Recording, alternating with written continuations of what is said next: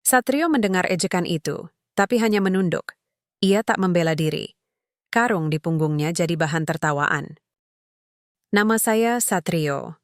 Bukan nama yang mewah, bukan pula yang terlalu istimewa, tapi bagi saya, itu adalah warisan dari ayah saya, seorang petani yang hidup dengan jujur, bekerja keras dari subuh hingga senja, dan tak pernah mengeluh meski uang hasil panen tak cukup untuk membeli sepatu baru bagi anaknya. Saya lahir dan besar di Desa Tirtomulyo, sebuah desa kecil di lereng Gunung Muria, Jawa Tengah, di mana waktu seolah berjalan lambat, tapi hati manusianya kadang berlari lebih cepat dari pikiran. Di sini, setiap orang tahu segalanya tentang tetangganya. Kapan mereka makan, kapan mereka bertengkar, bahkan kapan mereka menangis dalam diam. Tapi yang paling sering mereka lihat hanyalah yang tampak dari luar. Saya tinggal di sebuah gubuk reot di ujung selatan desa, dekat sawah yang sering tergenang saat hujan. Dindingnya dari bilik bambu yang mulai rapuh, atapnya dari seng yang berkarat, dan lantainya masih tanah yang dipadatkan. Tak ada listrik tetap, saya pakai lampu tempel dan baterai dari radio bekas. Tak ada kamar mandi layak, saya mandi di sumur tua yang airnya keruh. Tapi saya tak pernah mengeluh, karena bagi saya, rumah bukan tentang tembok dan genteng, melainkan tentang ketenangan dan niat baik yang diamalkan di dalamnya. Dulu, saya bukan orang yang tak berpendidikan. Saya lulusan S1 Pendidikan Guru Sekolah Dasar dari sebuah universitas negeri kecil di Semarang.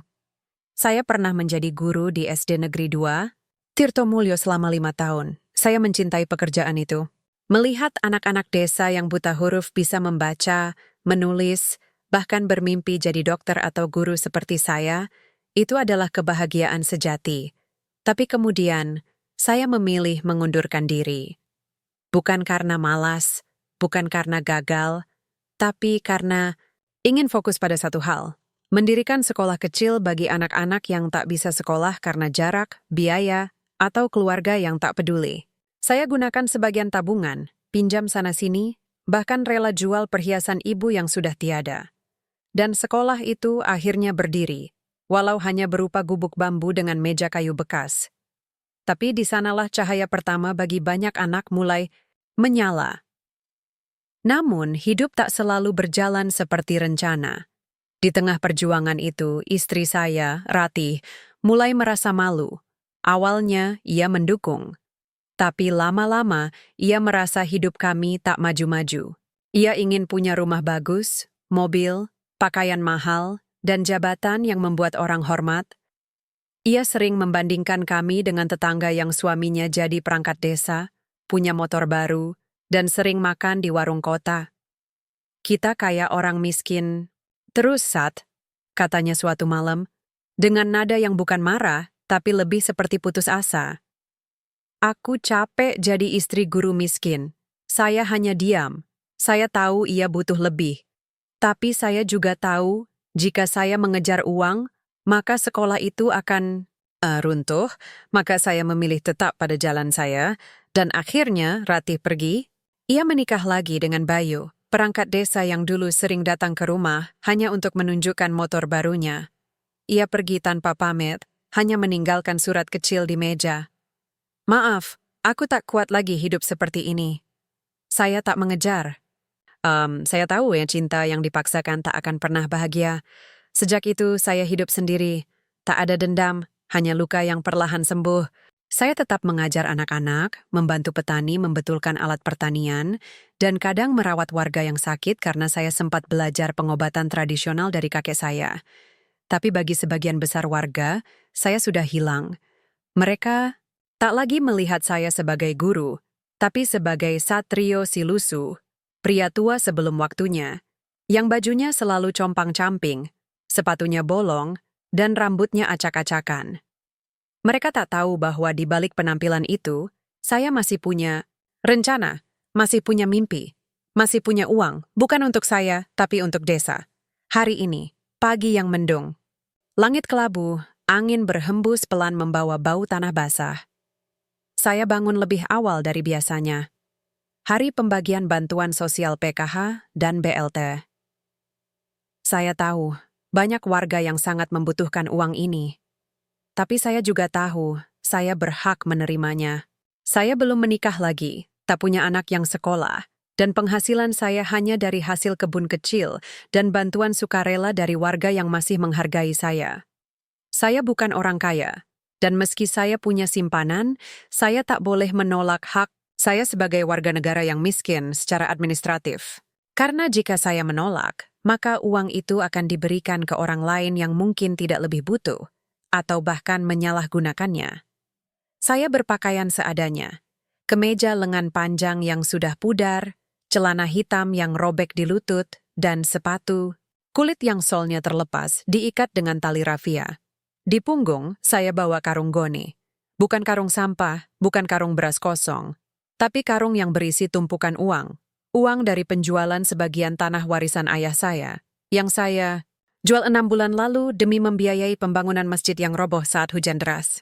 Uang itu belum saya serahkan ke panitia pembangunan karena proses administrasi masih berjalan. Saya simpan di karung ini karena tak ada brankas di gubuk saya, dan saya tak percaya menitipkannya ke siapapun. Karung ini selalu saya bawa, bahkan kemana-mana, bukan karena takut dicuri, tapi karena itu adalah amanah. Uang itu bukan milik saya, itu milik umat. Saya berjalan pelan menuju balai desa. Jalanan berlubang, lumpur menempel di sepatu. Beberapa warga yang lewat menoleh. Ada yang menyapa, "Pagi Pak Satrio," dengan sopan. Tapi ada juga yang tertawa kecil, berbisik, "Lihat, dia bawa karung lagi, kayak pemulung." Saya tak menanggapi. Saya terbiasa, tapi hati saya berdetak pelan. Hari ini akan penuh ujian. Saya tahu Ratih pasti datang. Dan saya tahu, ia tak akan diam. Sesampainya di balai desa, suasana sudah ramai. Ratusan warga berjejer rapi, membawa dokumen, berpakaian rapi. Seolah ini acara resmi kenegaraan. Di depan terdengar suara kepala desa lewat pengeras suara, menyampaikan sambutan.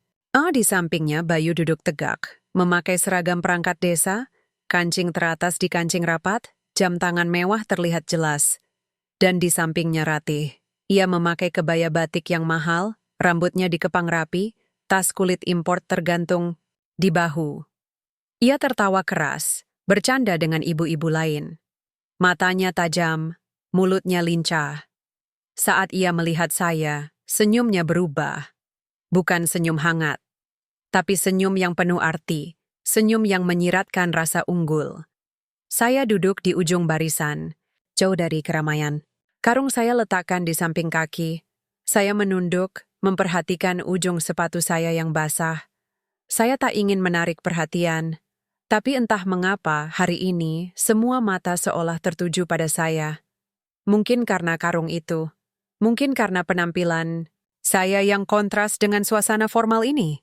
Tak lama, Ratih berjalan mendekat, sambil berbisik pada seorang tetangga. Saya tak sengaja mendengar, "Itu Satrio, mantan suami saya. Dulu suka kasar, sekarang jadi pengemis. Lihat, bawa karung kayak orang gila. Mungkin isinya sampah atau botol bekas.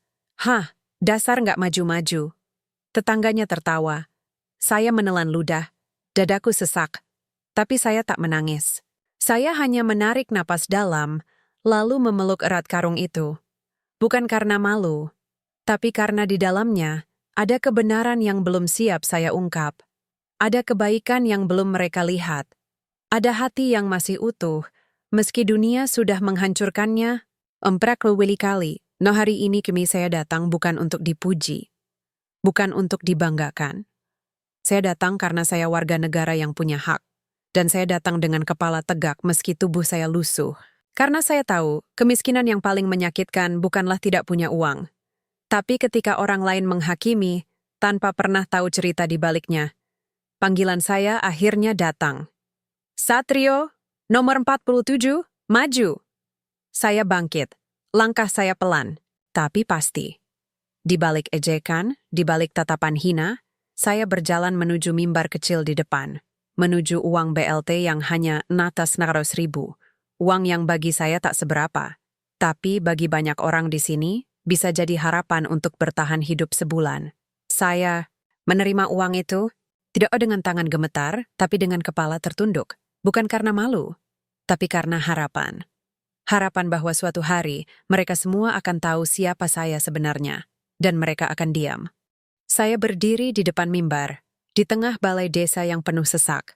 Udara pengap, bercampur bau keringat, parfum murah, dan asap dupa dari sesajen yang ditinggalkan warga pagi tadi.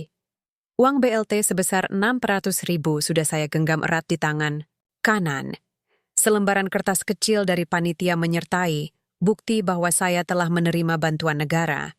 Tapi di mata mereka, itu bukan bukti hak, itu bukti kegagalan. Saya ingin segera pergi. Kembali ke gubuk saya, duduk di bawah pohon jambu, dan membaca Al-Quran seperti biasa. Tapi sebelum saya sempat berbalik, suara itu memecah keheningan, tajam, dingin, dan sengaja dibuat keras agar semua orang mendengar. Wah, mantan suami saya dapat uang dari negara? Padahal dia bisa kerja. Tapi ya, mungkin uang itu buat beli karung baru, biar nggak bawa sampah terus. Suara itu, Ratih, mantan istri saya. Berdiri di barisan depan, tangan di pinggang, mulut menyungging senyum sinis. Matanya memandang saya, bukan dengan rasa kasihan, tapi dengan rasa superior. Seolah ia telah menang dalam permainan kehidupan, dan saya adalah sampah yang tersisa dari masa lalunya. Warga di sekitarnya tertawa. Beberapa menepuk bahu satu sama lain. Ada yang berseru, "Hahaha, bener juga, bawa karung kayak pemulung." Yang lain ikut menertawakan, seolah ini hiburan pagi yang gratis. Anak-anak menunjuk-nunjuk. Remaja merekam dengan ponsel. Saya bisa melihat bayangan saya di layar ponsel itu, pria tua, lusuh, karung di punggung, wajah pasrah. Tapi yang tidak mereka lihat adalah isi hati saya. Yang tidak mereka tangkap adalah rasa sakit yang saya tahan, bukan untuk diri sendiri, tapi untuk martabat manusia yang selalu diukur dari penampilan. Saya tidak membela diri. Saya tidak berteriak. Saya hanya menunduk, lalu berjalan pelan meninggalkan mimbar. Karung goni itu saya peluk erat, seolah menjadi satu-satunya pelindung dari hujan hinaan yang mengguyur. Di dalamnya, tumpukan uang dari penjualan tanah, warisan, berbaris rapi, terbungkus plastik tebal agar tidak lembab. Uang yang sebenarnya cukup untuk membeli mobil, membangun rumah mewah, atau pergi liburan ke luar kota. Tapi saya pilih simpan, bukan untuk saya, tapi untuk masjid yang roboh, untuk anak-anak yang buta huruf, untuk warga yang sakit tapi tak mampu berobat. Dan hari ini, uang itu justru membuat saya jadi bahan ejekan. Saya duduk kembali di ujung barisan. Tidak ada yang mendekat. Tidak ada yang menepuk bahu. Bahkan Pak Slamet, tetangga yang dulu sering saya bantu saat anaknya sakit, hanya menunduk dan pura-pura sibuk dengan dokumennya. Saya mengerti, di desa seperti Tirtomulyo, reputasi adalah segalanya. Bergaul dengan orang miskin bisa menurunkan derajat sosial. Lebih baik menjauh daripada ikut dihina. Bayu, suami baru Ratih, naik ke mimbar setelah saya. Ia menerima BLT-nya dengan senyum lebar, lalu menepuk pundak panitia sambil berkata, "Terima kasih, Pak. Semoga bermanfaat buat rakyat kecil." Semua tertawa. Padahal, ia jelas-jelas bukan penerima PKH karena penghasilannya sebagai perangkat desa melebihi batas. Tapi karena istrinya pernah terdaftar, ia bisa mengakses bantuan tambahan. Saya tahu itu ilegal. Tapi siapa yang berani protes? Ia punya jabatan. Ia punya pengaruh. Saat Ratih maju, ia pergelasam dengan kait semas the celebrity. Rambutnya bergoyang, kakinya melangkah anggun. Ia menerima uangnya, lalu berpura-pura terharu. Alhamdulillah. Rezeki buat keluarga, katanya, sambil menatap ke arah saya. Dan kemudian, dengan suara yang cukup keras untuk didengar seluruh ruangan, ia berkata pada ibu di sebelahnya, "Dulu saya makan nasi aking, karena dia nggak bisa cari uang. Sekarang, saya makan ikan bakar tiap minggu. Hidup itu pilihan, Bu. Kalau nggak mau maju, ya jangan salahkan orang lain kalau diinjak-injak." Tawa meledak lagi, lebih keras, lebih kejam. Saya merasa seperti ditaruh di tengah pasar, dijual dengan harga murah, dikomentari tanpa belas kasihan. Tapi saya masih diam.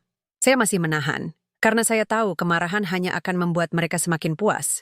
Mereka ingin melihat saya marah. Mereka ingin melihat saya menangis. Mereka ingin melihat saya hancur, tapi saya tidak akan memberi mereka kepuasan itu. Saya menatap tanah, melihat semut yang membawa remah-remah roti. Kecil, tak berdaya, tapi terus bergerak. Seperti saya. Hidup bukan tentang seberapa tinggi kamu dipuji, tapi seberapa dalam kamu bisa bertahan saat dihina. Tiba-tiba, angin kencang menerpa balai desa. Pintu terbuka, kipas angin goyah, dan karung saya terjatuh. Plastik pembungkus uang di dalamnya sedikit terbuka, tapi tidak ada yang melihat, kecuali dua anak kecil yang sedang bermain di lantai. Riko dan Dina, anak Pak Jupri, petani miskin yang rumahnya hampir roboh saat banjir tahun lalu. Saya pernah bantu mereka memperbaiki atap. Mereka tahu saya baik, tapi mereka juga dengar omongan orang tua mereka.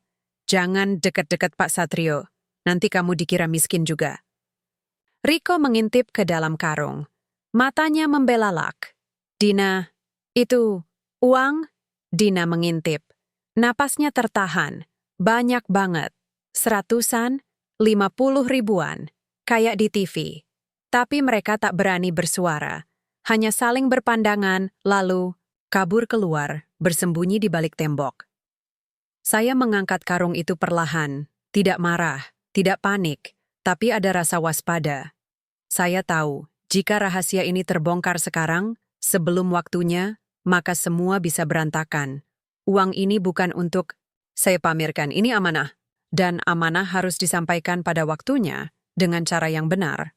Saya melihat ke sekeliling. Warga masih sibuk dengan antrean, dengan gosip, dengan ponsel mereka. Ratih sedang selfie dengan teman-temannya, berlatar belakang spanduk Bansos. PKH NBLT 2024, sejahterakan rakyat. Ironis, mereka bicara tentang kesejahteraan, tapi tidak melihat penderitaan yang mereka sebabkan. Saya menarik napas dalam. Udara terasa berat.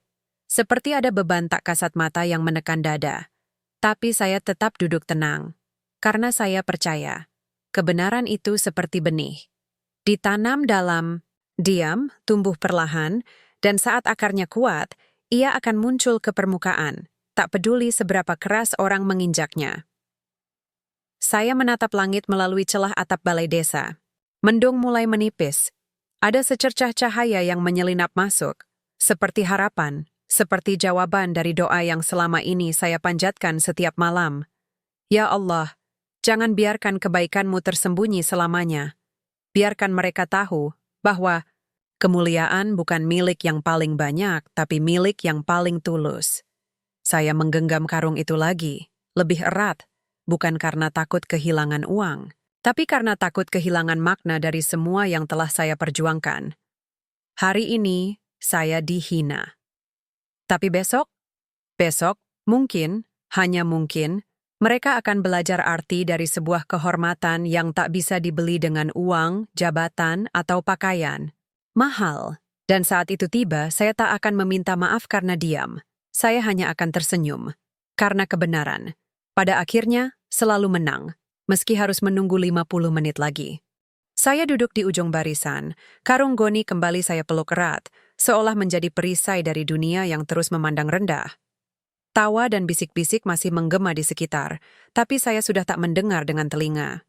Saya mendengar dengan hati. Dan hati saya sedang berjalan jauh, kembali ke masa lalu, ke waktu ketika cinta masih utuh, ketika harapan belum digantikan oleh kekecewaan, ketika saya masih percaya bahwa kebaikan akan selalu dihargai. Dulu, saya bukan seperti sekarang. Saya dulu dikenal sebagai guru yang disiplin tapi penuh kasih. Murid-murid saya menyebut saya Pak Guru yang tidak pernah marah. Bukan karena saya lemah, tapi karena saya percaya anak-anak desa butuh kasih sayang, bukan teriakan. Saya datang ke sekolah lebih awal, pulang paling akhir. Saya bantu mereka yang tak mampu beli buku, antar mereka pulang jika hujan, bahkan pernah tidur di kelas demi menemani murid yang takut gelap. Saya mencintai pekerjaan ini, bukan karena gajinya, yang jelas tak seberapa, tapi karena setiap huruf yang mereka pelajari adalah batu pertama dari masa depan yang lebih baik. Saya masih ingat wajah Riko, anak Pak Jupri, yang pertama kali bisa membaca namanya sendiri. Ia menangis. Saya juga menangis. Saat itu, saya merasa, inilah tujuan hidup saya. Menjadi jembatan bagi mereka yang tak punya jalan. Dan saya punya pendamping, Ratih. Kami menikah muda saat saya baru lulus kuliah. Ia bukan wanita cantik luar biasa, tapi matanya bersinar penuh. Semangat, ia suka membaca, suka menyanyi, dan dulu ia pernah berkata, "Aku ingin hidup sederhana tapi bermanfaat." Saya percaya kata-katanya, karena saat itu ia ikut saya mengajar di gubuk sekolah, membantu membuatkan kue untuk murid-murid, dan bahkan rela tidur di lantai hanya karena gubuk itu belum punya kasur. Tapi perlahan, sesuatu berubah. Awalnya, ia mulai sering membandingkan kami dengan tetangga. Pak Darmo, suaminya kerja di kota, bisa beli motor baru. Bu Rini, suaminya perangkat desa, anaknya sekolah di Semarang. Lalu, suatu malam ia bertanya, "Sat, kapan kita bisa pindah ke rumah yang lebih layak? Aku malu kalau ada tamu." "Datang ya," saya jawab sabar. "Rah, uang kita harus untuk anak-anak dulu. Lihat, mereka butuh buku, butuh seragam. Kita bisa bangun rumah nanti." Ia diam, tapi matanya berkata lain. Beberapa bulan kemudian, saya jatuh sakit. Demam tinggi, batuk darah. Dokter bilang saya terkena TBC stadium awal, akibat kelelahan dan gizi kurang. Saya harus istirahat total selama 2 bulan. Gaji guru saya terhenti. Sekolah darurat saya terancam tutup karena tak ada dana. Saat itu, Ratih masih setia merawat saya, tapi saya lihat, di matanya, ada kelelahan yang lebih dalam dari fisik. Ada keputusasaan. Ada pertanyaan yang tak pernah ia ucapkan. Kenapa aku harus menikah dengan orang seperti ini? Dan kemudian, Bayu datang. Ia perangkat desa baru, ambisius, suka pamer. Tapi ia pintar bergaul. Ia sering datang ke rumah, katanya untuk mengantarkan surat resmi. Tapi saya tahu, ia datang untuk melihat Ratih. Ia bawa motor baru, bawa makanan dari kota, bawa janji-janji tentang hidup yang lebih baik. Di kota, ada banyak peluang, katanya. Istri perangkat desa bisa jadi pengusaha, bisa punya toko, bisa hidup nyaman. Ratih mulai sering pergi bersama ibu-ibu lain, padahal dulu ia lebih suka di rumah. Ia mulai beli baju baru, pakai bedak, rias wajah. Saya tidak melarang. Saya pikir, mungkin ia hanya butuh hiburan karena stres merawat saya. Tapi suatu pagi, saya bangun dan ia sudah pergi. Tidak pamit, tidak ada pesan panjang, hanya selembar kertas di meja. "Maaf, Sat. Aku tidak kuat lagi hidup seperti ini. Anam tuh hidup yang lebih baik. Aku menikah dengan Bayu. Semoga kamu bahagia." Saya duduk di lantai. Lama. Tidak menangis. Tidak marah. Hanya kosong. Seperti rumah yang ditinggalkan penghuninya, tapi barang-barang masih berantakan di mana-mana. Saya tahu ia bukan jahat. Ia hanya manusia yang lelah. Manusia yang butuh pengakuan, butuh kepastian, butuh kehidupan yang tidak selalu berada di tepi jurang. Tapi saya juga manusia. Saya butuh cinta yang setia. Dan saat cinta itu pergi, yang tersisa hanyalah tugas. Melanjutkan perjuangan meski sendirian. Setelah sembuh, saya kembali mengajar, tapi sekolah darurat sudah sepi. Banyak murid yang pindah karena orang tua merasa saya tidak lagi berpengaruh. Saya tidak menyalahkan mereka.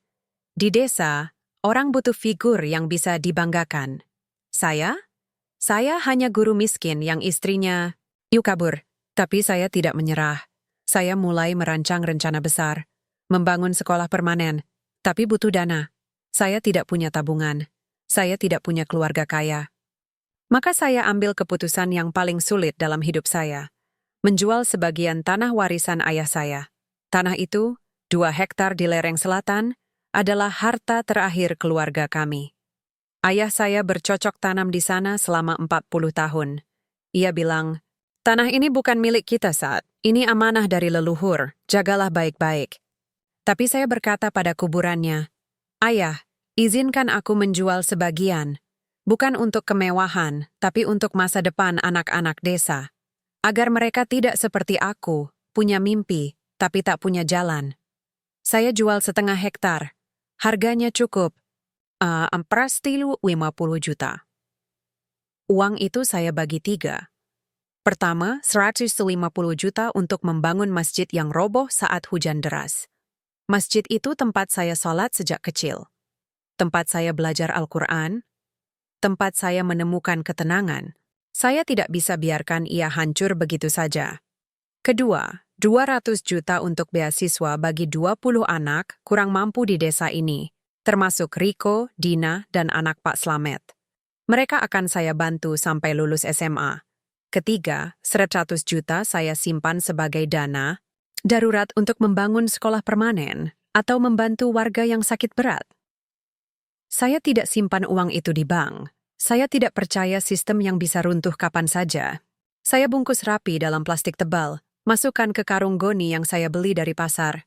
Saya anggap karung ini seperti peti harta karun, bukan untuk kekayaan, tapi untuk kebaikan. Dan saya bawa kemana-mana. Karena di gubuk saya tidak ada kunci, tidak ada brankas, hanya dinding bambu yang bisa ditembus siapa saja. Jadi, karung ini selalu menemani saya saat ke sawah, ke pasar, ke masjid, bahkan ke acara desa seperti hari ini. Saya tahu penampilan saya akan mengundang tawa, tapi saya rela. Karena bagi saya harga diri bukan dari pakaian, tapi dari integritas. Dan saya tidak akan menukar integritas saya hanya agar orang-orang berhenti menertawakan saya. Saat saya duduk di balai desa, menahan hinaan Ratih, saya tidak merasa malu. Saya merasa sedih. Sedih karena cinta yang dulu tulus kini berubah jadi senjata. Sedih karena manusia lebih suka melihat kulit luar daripada isi hati. Sedih karena kebaikan yang dilakukan diam-diam justru dianggap kelemahan. Tapi saya juga merasa damai. Karena saya tahu, saya tidak sendiri. Saya punya Tuhan yang melihat. Saya punya niat yang tulus.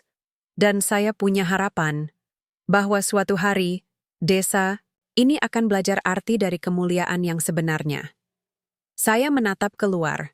Riko dan Dina sedang bermain di halaman, tertawa kecil. Mereka tidak tahu bahwa nama mereka ada di daftar beasiswa yang saya simpan di dalam karung ini. Mereka tidak tahu bahwa masa depan mereka sudah saya rencanakan sejak mereka masih belum bisa membaca. Dan entah mengapa, saya tersenyum.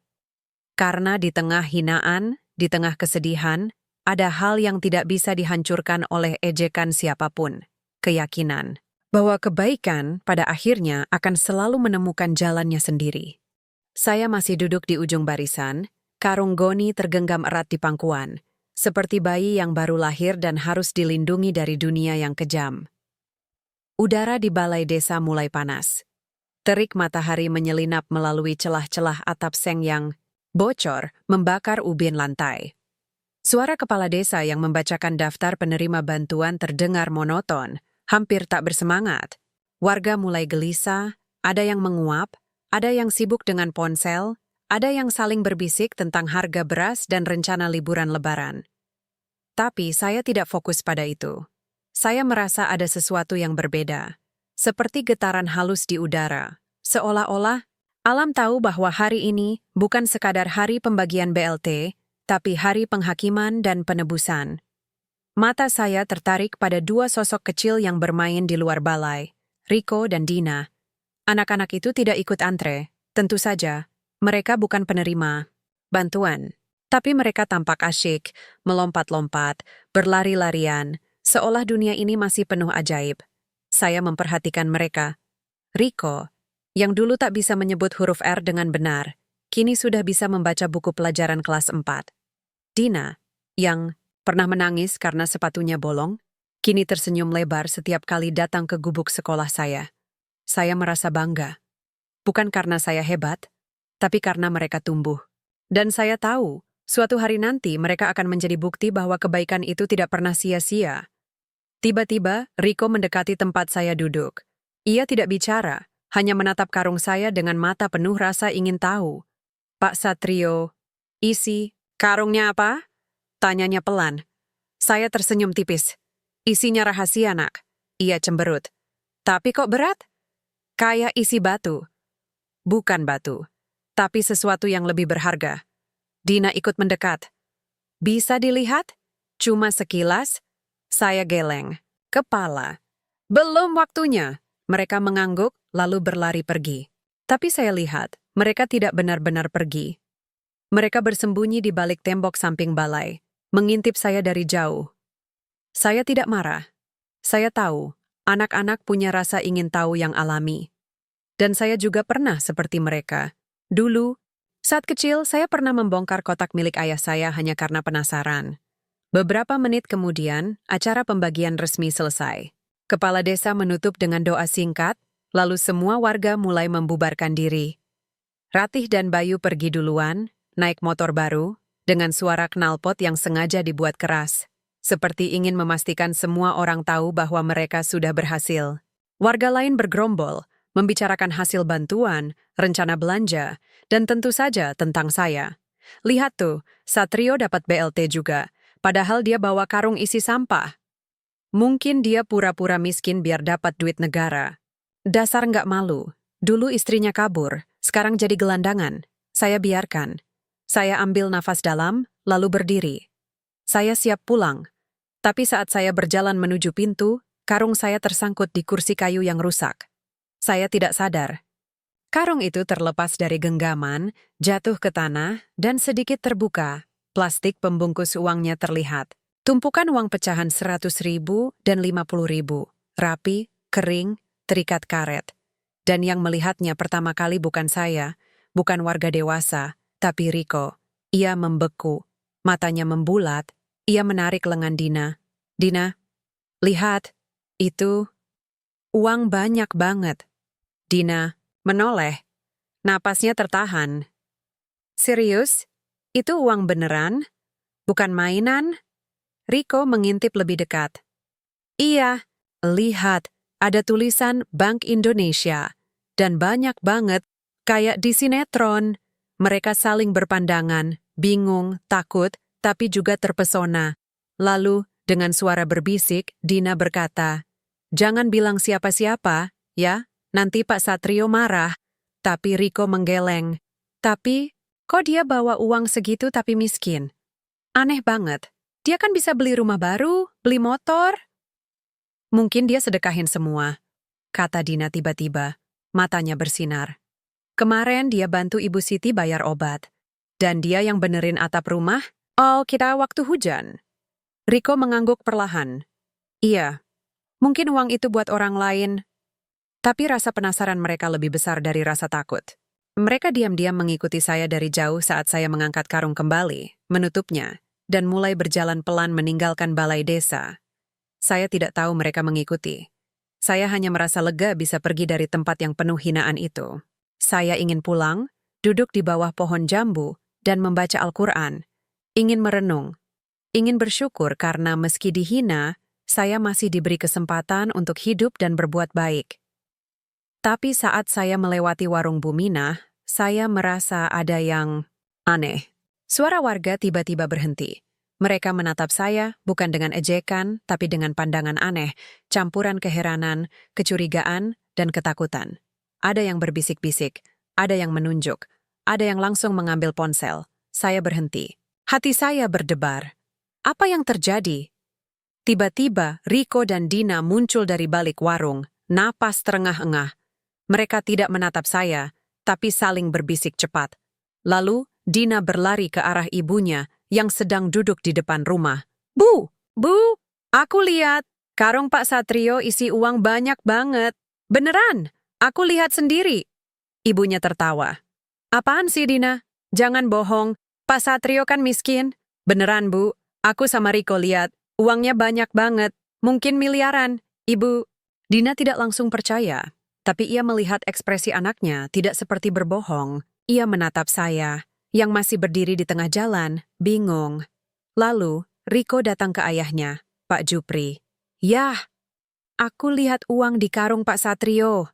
Banyak banget. Mungkin dia kaya raya, tapi pura-pura miskin. Pak Jupri mengernyit. Kamu yakin? Iya. Aku lihat langsung. Pak Jupri menatap saya. Lama. Lalu ia berbisik pada tetangga. Dan dalam hitungan menit, kabar itu menyebar seperti api di musim kemarau. Satrio kaya raya. Dia bawa uang miliaran dalam karung goni. Katanya miskin, padahal simpan uang segitu.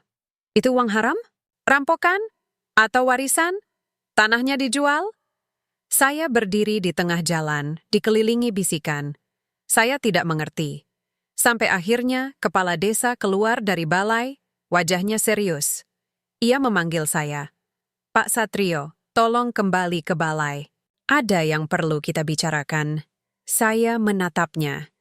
Di matanya, bukan kemarahan, tapi rasa ingin tahu yang mendalam. Saya tahu. Rahasia saya terbongkar. Bukan oleh orang dewasa yang penuh prasangka, tapi oleh dua anak kecil yang polos, jujur, dan dapur Nasrana. Dan entah mengapa saya tidak merasa marah. Saya malah merasa lega. Karena mungkin inilah waktunya. Waktunya kebenaran keluar. Bukan karena saya ingin dipuji, tapi karena anak-anak seperti Riko dan Dina layak tahu bahwa ada orang yang memilih miskin di mata dunia agar bisa kaya di mata Tuhan. Saya menarik napas. Lalu, dengan langkah yang lebih tegap dari sebelumnya, saya berjalan kembali ke balai desa. Karung goni masih di punggung. Tapi kali ini, bukan beban, tapi simbol. Simbol dari sebuah kehidupan yang tidak pernah berhenti memilih kebaikan. Saya berjalan kembali ke balai desa. Langkah saya pelan tapi pasti. Udara terasa berbeda. Lebih berat, lebih tegang. Seperti sebelum petir menyambar. Di sepanjang jalan, warga menatap saya dengan mata yang tak lagi mengejek, tapi penuh tanya, curiga, bahkan takut. Beberapa ibu menarik anaknya masuk ke rumah. Para bapak berdiri di depan pintu, tangan di dada, memperhatikan setiap gerak saya. Tidak ada yang bersuara, tapi bisikan itu terus menyebar, seperti riak di air yang tak kunjung reda. Katanya kaya, kok miskin-miskinan? Uangnya dari mana? Warisan? Rampokan?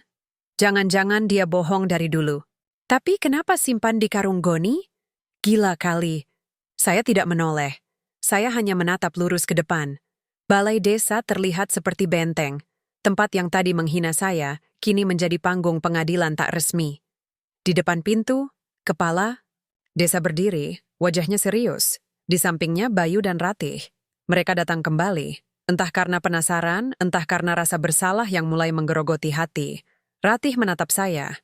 Kali ini, matanya tidak penuh ejekan, tapi ketakutan. Seperti orang yang tahu ia telah menginjak sesuatu yang ternyata bukan lumpur, tapi bara api yang masih menyala. Kepala desa mengangkat tangan. Silakan masuk Pak Satrio, kita perlu bicara. Saya mengangguk, lalu melangkah masuk. Balai yang tadi ramai kini hening. Semua warga yang belum pulang duduk diam. Memenuhi ruangan, mereka menunggu. Seperti menonton drama yang tak terduga. Tapi ini bukan sandiwara. Ini hidup saya. Dan hari ini, untuk pertama kalinya dalam bertahun-tahun, saya akan berbicara bukan sebagai korban, tapi sebagai manusia yang selama ini memilih diam demi kebaikan. Saya duduk di kursi yang sama seperti tadi, ujung barisan. Tapi kali ini, semua mata tertuju pada saya. Karung goni saya letakkan di pangkuan, seperti anak kecil yang harus dilindungi. Kepala desa membuka suara. Pak Satrio, ada laporan bahwa karung yang Bapak bawa tadi isinya uang. Banyak. Apakah benar? Saya menarik napas. Lama. Dalam. Saya menatap satu persatu wajah di depan saya. Wajah-wajah yang tadi menertawakan saya. Wajah-wajah yang memanggil, saya pengemis, pemulung, mantan suami yang gagal. Tapi saya tidak memandang mereka dengan dendam. Saya memandang mereka sebagai manusia yang bisa salah, yang bisa buta, tapi juga bisa berubah. Saya angkat karung itu pelan. Lalu dengan suara yang tenang, tapi cukup keras untuk didengar semua orang, saya berkata, iya, isinya uang. Bukan, sedikit, tapi bukan milik saya sepenuhnya. Gelombang desa terdengar. Beberapa orang mundur selangkah. Ada yang berbisik, astaga, dia kaya raya. Saya lanjutkan. Uang ini hasil penjualan sebagian tanah warisan ayah saya. 2 bulan lalu, saya jual setengah hektar di lereng selatan. Harganya 450 juta. Saya jual bukan untuk beli mobil, Bukan untuk bangun rumah mewah, bukan untuk hidup enak. Saya jual untuk membangun kembali masjid yang roboh saat hujan deras bulan lalu. Dan untuk membuat beasiswa bagi 20 anak desa ini, termasuk Riko, Dina, dan anak-anak yang orang tuanya tidak mampu. Keheningan. Total. Tidak ada yang bergerak. Tidak ada yang bernapas terlalu keras. Bahkan lalat yang terbang di dekat lampu terasa bising. Saya buka karung itu. Perlahan, plastik pembungkus uang terlihat. Jelas, tumpukan uang pecahan 100.000 dan 50.000, rapi, kering, terikat karet. Saya angkat satu bungkusan, lalu letakkan di meja depan. Ini adalah uang yang akan saya serahkan ke panitia pembangunan masjid. Tapi proses administrasi belum selesai. Maka saya simpan sendiri. Saya bawa kemana-mana karena saya tidak punya brankas. Dan saya tidak percaya menitipkannya ke siapapun. Saya menatap Ratih. Ia pucat. Matanya berkaca-kaca. Saya tahu, kamu menertawakan saya tadi. Kamu bilang saya miskin, kamu bilang saya gagal. Tapi aku tidak marah. Aku hanya sedih. Karena kamu dulu tahu siapa aku. Kamu tahu aku mencintai kebaikan. Tapi kamu pilih pergi karena dunia ini menghargai yang kelihatan, bukan yang tulus. Suara saya masih tenang.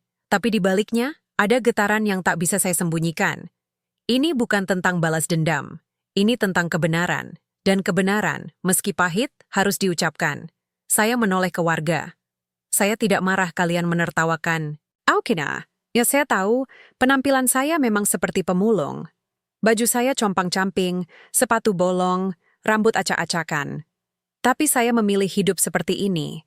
Karena jika saya pakai baju bagus, beli motor, bangun rumah besar, maka uang ini akan habis untuk saya. Padahal uang ini bukan milik saya.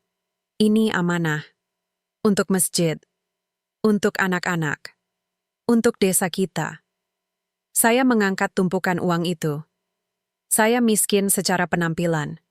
Tapi hati saya kaya.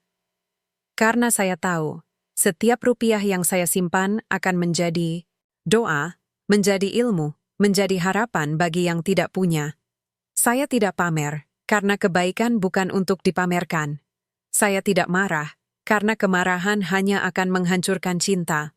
Lalu saya letakkan uang itu kembali di karung. Dan saya tetap menerima BLT hari ini, bukan karena saya butuh, tapi karena saya berhak. Saya warga negara miskin secara administratif, dan saya tidak akan menolak hak saya hanya agar orang-orang berhenti menghina saya. Keheningan kembali menyelimuti ruangan. Tapi kali ini, bukan karena curiga, tapi karena malu. Saya melihat Pak Slamet menunduk.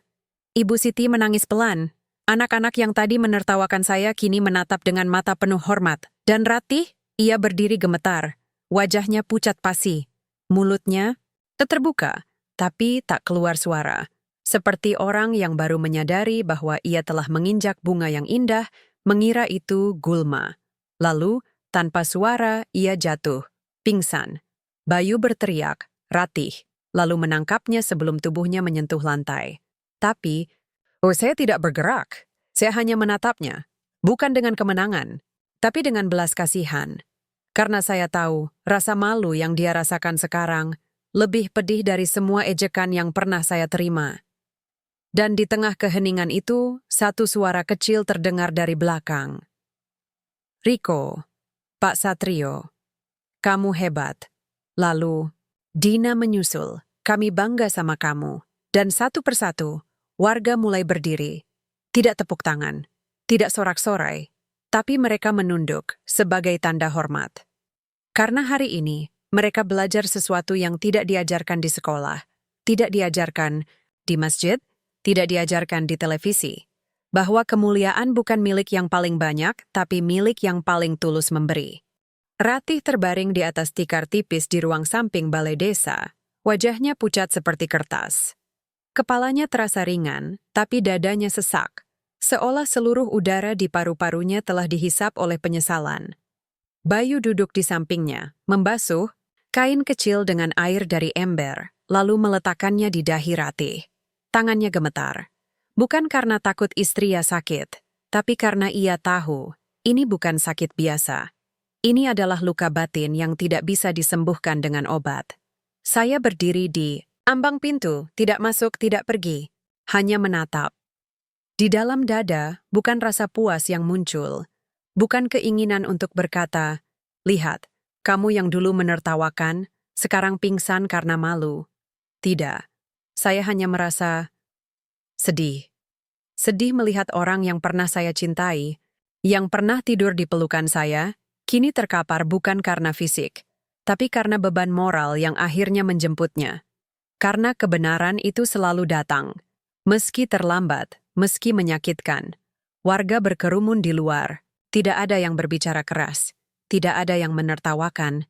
Mereka hanya berdiri seperti patung-patung hidup yang baru saja menyadari betapa kejamnya mereka selama ini.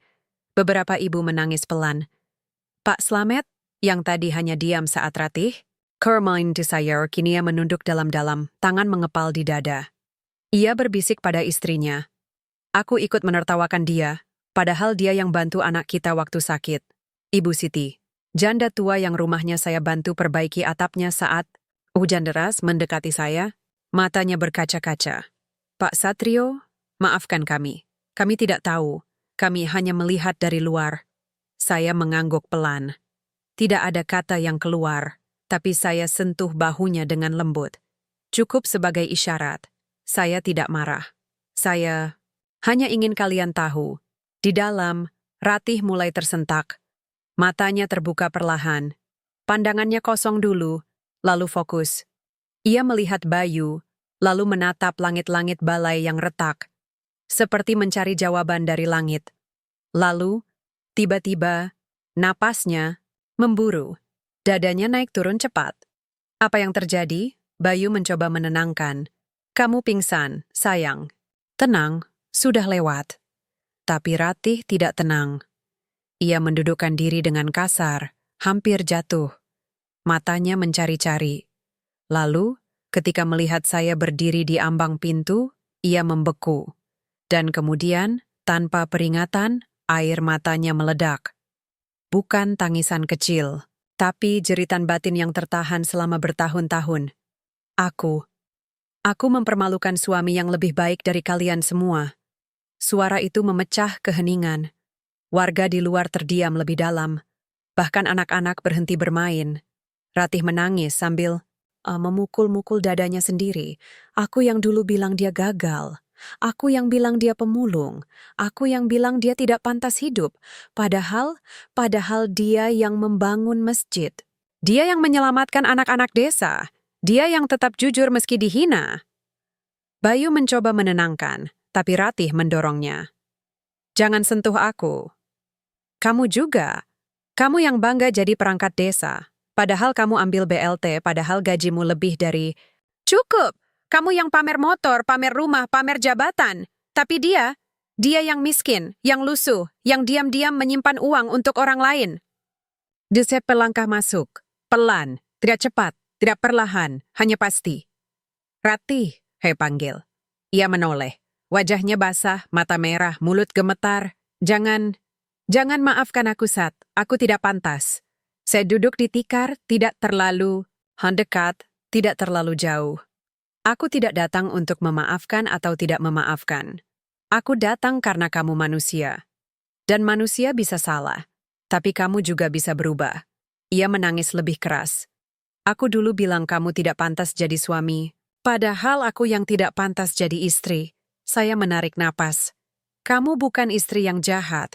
Kamu hanya manusia yang lelah, yang butuh pengakuan, yang ingin dihargai. Tapi kamu lupa. Pengakuan terbesar bukan dari orang lain, tapi dari hati sendiri. Di luar, kepala desa masuk perlahan. Ia menunduk. Pak Satrio, kami semua minta maaf. Kami terlalu cepat menghakimi. Kami pikir kemiskinan itu aib. Tapi hari ini, kami belajar bahwa kemuliaan itu bukan dari uang, tapi dari niat. Saya mengangguk.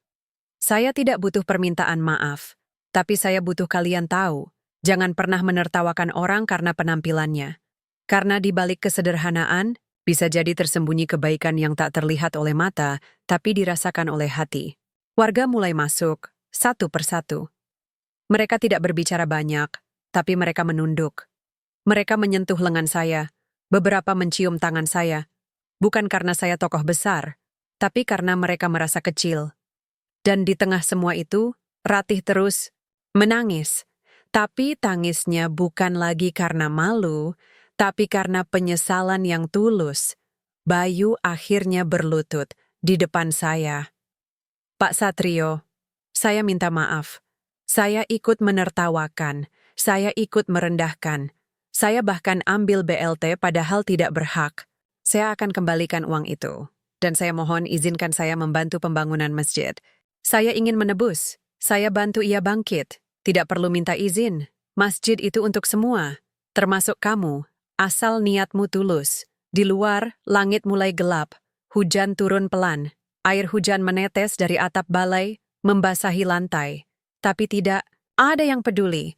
Mereka tetap berdiri, mendengarkan, dan kemudian Riko masuk membawa secari kertas. Pak Satrio, ini daftar anak yang dapat beasiswa, kan? Aku lihat di gubukmu waktu bantu bersihkan debu. Saya tersenyum. Iya, Nak. Ia menyerahkan kertas itu ke kepala desa. Pak Lurah, tolong umumkan, agar semua tahu siapa saja yang dibantu. Kepala desa membaca pelan. Riko, Dina, Ani, Joko, Siti, dan 15 nama lainnya. Setiap nama disebut, satu persatu, seperti doa yang dipanjatkan. Orang tua anak-anak itu menangis. Mereka tidak pernah bermimpi anak mereka bisa sekolah sampai SMA. Apalagi dengan biaya ditanggung sepenuhnya. Dan di tengah hujan yang semakin deras, di balai desa yang dulu menjadi tempat penghinaan, kini terjadi sesuatu yang lebih besar dari sekadar bangunan masjid. Terjadi pembangunan hati. Karena hari ini Desa Tirtomulyo belajar satu hal, bahwa kemuliaan bukan milik yang paling kaya, tapi milik yang paling tulus memberi. Dan saya, Satrio, bukan pahlawan. Saya hanya manusia biasa yang memilih untuk tetap baik meski dunia memilih untuk membencinya. Hari berikutnya, langit Tirtomulyo biru cerah, seolah alam ikut merayakan perubahan yang terjadi. Embun masih menempel di daun-daun jambu di depan gubuk saya, burung-burung berkicau pelan, dan angin pagi membawa aroma tanah basah yang menenangkan. Saya duduk di kursi bambu tua, membaca Al-Quran seperti biasa, tapi kali ini hati saya terasa lebih ringan. Bukan karena saya dihormati, bukan karena saya dipuji, tapi karena beban yang selama ini saya simpan sendiri, beban kebenaran, akhirnya dibagikan. Dan dunia, meski sempat menolak, akhirnya menerimanya. Saya tidak tidur nyenyak semalam. Bukan karena cemas, tapi karena pikiran saya terus berputar. Bayangan Ratih yang pingsan, wajah-wajah warga yang menunduk, tangisan Riko dan Dina yang memeluk, kaki saya seminggu sebelum pulang, semua itu menggema dalam benak saya. Saya tidak menyesal membuka karung itu, tapi saya juga tidak merasa menang. Kemenangan sejati bukan saat orang memuji kita, tapi saat mereka berubah karena kita. Pagi itu, saya sedang menyiapkan bubur untuk sarapan, satu-satunya makanan yang masih bisa saya masak sendiri. Ketika saya mendengar langkah kaki pelan mendekat, saya angkat kepala, dan di ambang pintu, berdiri Ratih. Ia tidak memakai kebaya mewah seperti kemarin. Tidak ada tas kulit, tidak ada sepatu hak tinggi. Ia mengenakan kebaya sederhana, baju yang dulu sering ia pakai saat kami masih bersama. Rambutnya diikat rapi, wajahnya masih pucat, matanya bengkak oleh tangisan semalam. Tapi matanya bersinar, bukan dengan kemegahan, tapi dengan kerendahan hati. Saya diam. Tidak menyambut, tidak mengusir. Hanya menatap. Ia masuk perlahan, tanpa diminta. Lalu, tanpa basa-basi, ia berlutut di depan saya. Maafkan aku, Satrio. Suara itu pelan, tapi jelas. Seperti tetesan air di batu yang keras. Aku bukan hanya menertawakanmu kemarin. Aku merendahkanmu di depan semua orang. Aku bilang kamu gagal. Bilang kamu pemulung. Bilang kamu tidak pantas hidup. Padahal, kamu yang lebih pantas disebut manusia. Kamu yang diam-diam menyimpan uang untuk orang lain. Kamu yang memilih miskin agar orang lain bisa kaya. Kamu yang tetap jujur, tetap sabar, tetap baik. Meski aku pergi, air matanya jatuh ke lantai tanah. Saya tidak menyentuhnya, tapi hati saya terasa sesak. Bukan karena dendam, tapi karena melihat betapa dalam penyesalannya. Saya tarik napas, lama. Lalu berkata, "Aku tidak pernah membencimu, Ratih. Bahkan setelah kamu pergi. Aku hanya bertanya-tanya, kenapa cinta yang dulu tulus bisa berubah jadi kebencian? Tapi sekarang aku tahu, bukan cintamu yang berubah, tapi dunia di sekitarmu yang membuatmu lupa." Ia mengangguk, masih menangis.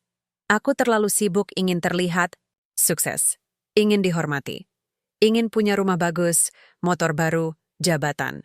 Aku pikir itu yang membuatku bahagia.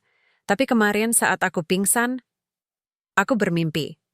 Aku bermimpi kembali ke masa lalu. Melihat kamu mengajar anak-anak tanpa bayaran. Melihat kamu merawat ibu yang sakit. Melihat kamu menangis saat masjid roboh. Dan aku sadar, aku meninggalkan orang yang sebenarnya sudah hidup bahagia. Aku meninggalkan ketenangan untuk mengejar ilusi. Saya tersenyum tipis. Kamu tidak salah karena ingin hidup lebih baik. Tapi kamu salah karena menganggap lebih baik itu harus terlihat. Padahal, yang terbaik seringkali tidak terlihat sama sekali. Ia mengangkat wajahnya. Aku ingin menebus Sat. Aku tidak minta kembali. Aku tahu itu tidak mungkin. Tapi, aku ingin membantu. Aku ingin ikut membangun masjid. Aku ingin bantu anak-anak yang dapat beasiswa. Aku ingin menjadi lebih baik. Saya mengangguk. Kebaikanmu tidak harus dimulai dari meminta maaf padaku, tapi dari membantu orang lain. Miatiku benar-benar ingin berubah, tunjukkan dengan perbuatan, bukan dengan air mata. Tiba-tiba, Bayu muncul di balik pintu. Ia tidak masuk, hanya berdiri, tangan di belakang, wajah penuh rasa bersalah. "Pak Satrio, saya bawa uang BLT. Kemarin, saya kembalikan. Dan ini, sumbangan pribadi saya untuk pembangunan masjid." Ia letakkan amplop coklat di meja kecil di samping saya. Saya tidak membukanya. Uangmu bukan milikku. Tapi jika kamu serius ingin menebus, jangan berhenti di sini. Jadilah perangkat desa yang adil. Hentikan pungli. Bantu warga miskin tanpa pamrih. Itu lebih berharga dari uang. Bayu menunduk. "Saya akan lakukan, Pak. Saya janji." Ratih menatap suaminya, lalu kembali ke saya. "Kami berdua akan bantu. Kami akan ajak warga lain. Kami akan buat program baru. Gotong royong pembangunan, masjid dan pelatihan beasiswa untuk anak-anak." Saya mengangguk. "Bagus, tapi ingat, jangan lakukan ini agar dipuji. Lakukan karena memang benar." Beberapa hari kemudian, saya kembali ke balai desa. Bukan untuk menerima bantuan, tapi untuk menyerahkan uang dari penjualan tanah secara resmi. Kepala desa telah mengumpulkan panitia pembangunan masjid. Warga hadir, bukan karena wajib, tapi karena sukarela. Bahkan anak-anak datang, membawa gambar masjid yang mereka lukis. Saat saya membuka karung goni di depan semua orang, tidak ada yang tertawa. Gak ada yang berbisik. Mereka hanya menatap dengan rasa hormat yang tulus. Kepala desa membuka plastik, menghitung uang itu dengan tangan gemetar. 450 juta. Sebagian besar akan digunakan untuk fondasi dan atap masjid. Sisanya untuk listrik, speaker, dan tempat wudhu. Lalu, saya serahkan daftar beasiswa. Ini 20 nama anak kurang mampu. Biaya sekolah, seragam, buku, dan ujian akan ditanggung sampai lulus SMA. Dana akan dikelola oleh Komite Pendidikan Desa. Warga bertepuk tangan. Tidak meriah, tapi hangat.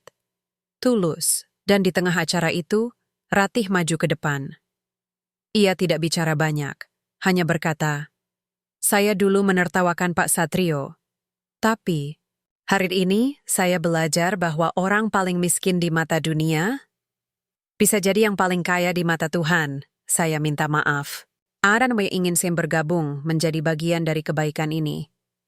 Tidak ada yang menertawakan. Tidak ada yang mencibir. Mereka malah memberi jalan."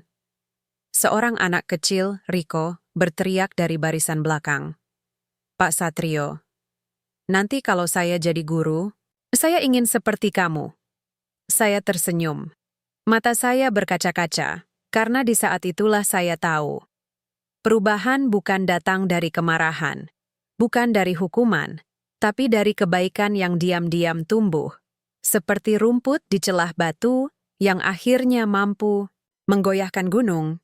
Setahun telah berlalu sejak hari di mana kebenaran keluar dari karung goni yang lusuh. Hari di mana ejekan berubah menjadi tangis penyesalan. Hari di mana seorang pria miskin di mata dunia dilihat sebagai kaya di mata hati. Dan hari ini, langit, Tirto Mulyo biru cerah tanpa awan. Angin pagi membawa aroma dupa dan bunga kamboja dari pekarangan masjid.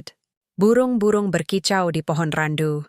Sementara warga berduyun-duyun datang dengan pakaian terbaik mereka. Bukan untuk pamer, tapi untuk menghormati sesuatu yang lebih besar dari diri mereka sendiri. Sebuah masjid yang dibangun bukan hanya dari semen dan batu, tapi dari rasa malu yang berubah jadi taubat, dari ejekan yang berubah jadi pengabdian, dari kebencian yang akhirnya menemukan cinta. Masjid Al-Ikhlas berdiri megah di tengah desa. Kubahnya berwarna hijau tua, menara setinggi 8 meter menjulang, dan halamannya luas, dikelilingi taman kecil dengan bangku-bangku kayu tempat warga bisa duduk berzikir. Di depan pintu utama, terpampang papan kayu yang diukir dengan indah. Masjid Al-Ikhlas dibangun atas donasi Satrio dari hasil penjualan tanah warisan. Untuk umat, untuk masa depan. Saya berdiri di teras, memandang dari kejauhan. Tidak dengan rasa bangga, tapi dengan rasa syukur. Kaki saya masih memakai sepatu yang sama, yang bolong di bagian tumit, diikat rafia. Baju saya masih sederhana, karung goni masih ada di samping saya, meski kini kosong. Tapi kali ini, tidak ada yang menertawakan. Mereka menyapa saya dengan, "Selamat pagi Pak Satrio, terima kasih Pak, anak saya bisa sekolah karena Bapak." Acara peresmian dimulai. Kepala desa membuka dengan sambutan yang penuh haru. Ia tidak bicara tentang pembangunan infrastruktur, tapi tentang pembangunan hati. Masjid ini bukan hanya tempat salat. Ini adalah simbol bahwa kita pernah salah, tapi kita bisa berubah. Ini adalah bukti bahwa kebaikan yang dilakukan diam-diam akan selalu dilihat oleh Tuhan. Dan suatu hari, oleh manusia. Lalu, Bayu naik ke mimbar. Ia bukan lagi perangkat desa yang sombong. Ia kini menjadi koordinator program beasiswa desa. Saya dulu mengambil BLT padahal tidak berhak. Saya dulu menertawakan Pak Satrio. Tapi hari ini, saya bangga bisa menjadi bagian dari warisan yang ia mulai. Saya mohon maaf, dan saya berjanji, saya akan terus menjaga amanah ini. Ratih berdiri di sampingnya. Ia tidak bicara banyak. Tapi ketika ia membuka kotak kayu kecil dan menyerahkan buku laporan keuangan beasiswa kepada panitia, semua tahu. Ia telah berubah. Ia kini menjadi relawan tetap di sekolah darurat saya, mengajar anak-anak membaca dan menulis tanpa bayaran. Dan kemudian giliran anak-anak, Riko, Dina, dan teman-temannya naik ke panggung kecil. Mereka membacakan puisi yang mereka tulis sendiri. Riko membuka. Kau bukan kaya, tapi hatimu melimpah. Kau bukan pejabat, tapi namamu terukir abadi. Kau dituduh miskin, tapi kau yang membangun jalan bagi kami. Terima kasih, Pak Satrio. Karena kau ajarkan kami arti kebaikan yang sebenarnya. Dina menyusul. Aku dulu takut dekatmu, karena orang bilang kau pemulung. Tapi kau yang bantu ibuku saat sakit. Kau yang bantu aku beli seragam baru. Kau yang percaya aku bisa jadi dokter. Aku janji, suatu hari nanti, aku akan menyembuhkan orang. Seperti kau menyembuhkan hati kami. Saya duduk di barisan depan, menunduk. Air mata mengalir pelan, bukan karena sedih, tapi karena haru. Karena di saat itulah saya tahu, perjuangan saya tidak sia-sia. Setiap tetes keringat, setiap rasa malu, setiap hinaan, semua itu adalah benih. Dan hari ini, benih itu berbuah. Usai acara, saya duduk di teras masjid, menatap langit senja yang memerah. Angin berhembus lembut. Beberapa anak bermain di halaman, tertawa, berlari-larian. Riko datang, duduk di samping saya. Pak, nanti kalau saya jadi guru, boleh saya pakai metode Bapak? Yang sabar, yang tidak marah? Saya tersenyum. Boleh. Tapi ingat, jangan jadi guru karena ingin dihormati. Jadi guru karena kamu ingin anak-anak punya masa depan. Ia mengangguk serius, lalu pergi sambil berteriak ke teman-temannya. Ayo kita main, tapi nanti belajar juga ya, biar bisa seperti Pak Satrio. Saya tertawa pelan, tertawa yang paling tulus dalam hidup saya. Di kejauhan, Ratih berdiri bersama Bayu. Mereka tidak mendekat, tapi saya tahu mereka memperhatikan. Ratih mengangguk pelan, seperti memberi salam tanpa suara. Saya balas dengan senyum. Tidak ada dendam, tidak ada rasa unggul, hanya kedamaian. Karena saya tahu kita semua pernah salah, tapi kita semua juga bisa berubah. Malam harinya, saya kembali ke gubuk saya. Masih reot, masih bocor saat hujan. Tapi hati saya penuh. Saya duduk di bawah pohon jambu, membaca Al-Quran. Di samping saya, karung goni kosong tergantung di paku kayu. Bukan lagi simbol kemiskinan, tapi simbol keberanian. Keberanian untuk tetap baik, meski dunia memilih untuk membenci. Saya menutup mata, mendengar suara azan maghrib dari masjid baru. Suara yang dulu hampir hilang, kini kembali menggema, lebih indah dari sebelumnya. Dan dalam hati, saya berdoa. Ya Allah, terima kasih atas ujianmu. Terima kasih atas hinaan yang kau izinkan. Karena dari sanalah aku belajar bahwa kemuliaan bukan milik yang paling banyak, tapi milik yang paling tulus memberi. Dan jika suatu hari aku tiada, biarkan anak cucu di desa ini mengingatku bukan sebagai orang kaya atau pejabat, tapi sebagai orang yang memilih kebaikan, meski harus hidup dalam kesederhanaan. Angin berhembus, daun jambu bergetar, dan saya tersenyum, karena di tengah gubuk reot, di balik pakaian lusuh, di balik karung goni yang kosong, saya merasa lebih kaya dari siapapun di desa ini. Bukan karena uang, tapi karena cinta, karena harapan, karena kebaikan yang terus tumbuh meski dimulai dari diam.